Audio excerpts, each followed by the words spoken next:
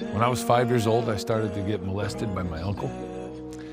And over the course of the next 6 years of my life, I was molested by more than 5 men. So when I was 7, I broke into a church and I got charged with a felony and put on probation.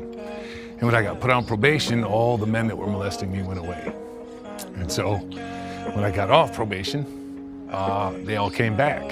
And so I went and broke the law again and got put on probation again. So my whole life, I continued to go out and break the law. I would purposely go out and catch felonies because this is how I protected myself. My mother didn't care.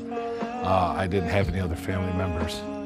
And so to protect myself from the abuse, that's what I would do. And I told on my uncle, and his threats came true because he would tell me as a little kid when he was molesting me, if you tell anybody, I'll have to hurt the whole family.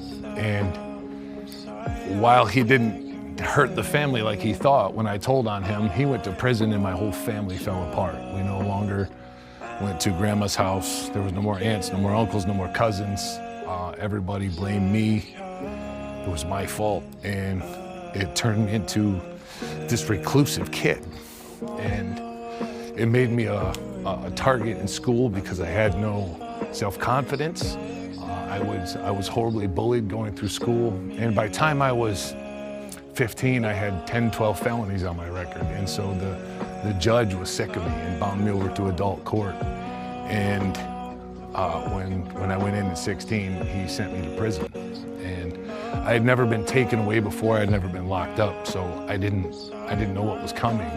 And I was just this abused kid from the country. And they put me in prison when I was 16, and I was raped the first week I was there by 2 men at knife point. And it turned me into a savage. And I became this very violent human being because that became my source of protection. And I no longer feared physical pain. I no longer feared felonies. I had resolved that I was going to spend the rest of my life in prison. And when I was 21, they opened the doors and sent me back to the world with $75 and 3 condoms and no parole, no probation. And I didn't know how to protect myself anymore from the monster that I had become. And so I started to rob people and I started to hurt people. And for 20 months, I was just a horrible stain in the world.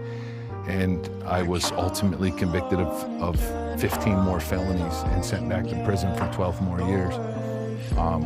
And it became a safety net for me to get into trouble, to catch felonies. I felt like that's what my life was worth. And ultimately spent 18 years. So, that was my secret.